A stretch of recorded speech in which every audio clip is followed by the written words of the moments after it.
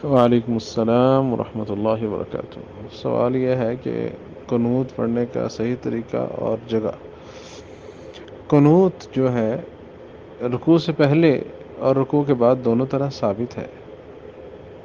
سیدنا انس رضی اللہ تعالیٰ عنہ بیان فرماتے ہیں، جب ان سے پوچھا گیا قنوت کے متعلق صبح کی نماز میں، تو فرمانے لگے کہ ہم رکوع سے پہلے کننا نقنط قبل الرکوع و بعدہ، ہم نبی صلی اللہ علیہ وسلم کے زمانہ میں رکوع سے پہلے اور رکوع کے بعد دونوں طرح قنوت کر لیا کرتے تھے۔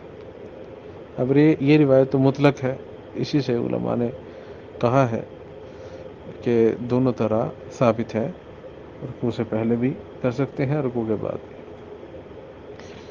اور بعض اہل علم دونوں میں سے ایک کو ترجیح دیتے ہیں، کچھ لوگ رکوع کے بعد کو ترجیح دیتے ہیں، اور ان کی دلیل سیدنا عمر رضی اللہ تعالیٰ عنہ کا عمل ہے، اور جو کہ سنن جو کہ صحیح ابن خزیمہ میں موجود ہے، اور علامہ البانی رحمہ اللہ نے اس کو صحیح قرار دیا ہے۔ اس میں لمبی دعائیں سیدنا عمر رضی اللہ تعالیٰ نے کی، وہ رکوع کے بعد۔ اور اسی طرح ابو عثمان نہدی ہیں، ان سے پوچھا گیا تو انہوں نے بھی یہی کہا کہ رکوع کے بعد۔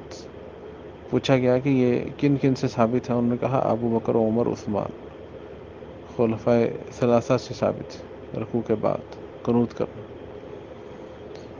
اور یہ روایت ابن ابی شیبہ میں موجود ہے، اور اس کی سند کو جید قرار دیا گیا ہے۔ اسی طرح رکوع سے پہلے کی روایت بھی ملتی ہے، جیسا کہ ابن ابی شیبہ میں ہی روایت ہے، اور اس کی سند بھی حسن ہے غالباً۔ علامہ البانی رحمہ اللہ نے ارواء میں شاید اس کو حسن کہا ہے۔ تو اس میں ہے کہ علقمہ کہتے ہیں ابن مسعود رضی اللہ تعالیٰ عنہ اور نبی صلی اللہ علیہ وسلم کے دیگر صحابہ کرام وطر میں رکوع سے پہلے دعا کیا کرتے تھے، قنوت کیا کرتے تھے، وطروں کا اس میں لفظ ہے۔ تو بہرحال اہل علم دونوں طرف گئے ہیں، جو یہاں کے اہل علم ہیں، علماء ہیں، انہوں نے رکوع کے بعد کو ترجیح دی ہے۔ شیخ ابن عثیمین ہیں، ابن باز ہیں رحمہم اللہ رحمۃ واسعہ، اور رکوع کے بعد کو ترجیح دیا کرتے تھے۔ اب اس میں دعائیں کون سی پڑھنی ہیں؟ ایک تو وہی جو سیدنا حسن رضی اللہ تعالیٰ عنہ کو نبی صلی اللہ علیہ وسلم نے سکھائی، اللہم اہدنی۔ اور اسی طرح ایک اور بھی روایت ثابت ہے، اللہم انی اعوذ برضاک من سخطک وبمعافاتک من عقوبتک واعوذ بک منک لا احصی ثناء علیک انت کما اثنیت علی نفسک۔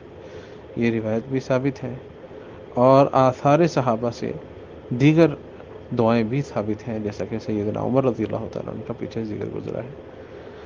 تو خلاصہ یہ ہوا کہ دونوں طرح ہی جائز ہے، اگر کوئی رکوع سے پہلے پڑھ لیتا ہے تب بھی ٹھیک ہے، بعد پڑھ لیتا تب بھی ٹھیک ہے، لیکن بہت سے اہل علم نے رکوع کے بعد کو ترجیح دی ہے۔ اور دعائیں کون سی پڑھنی ہیں وہ بھی ذکر کر دی گئی ہیں۔ اللہ اعلم بالصواب۔ السلام علیکم ورحمۃ اللہ۔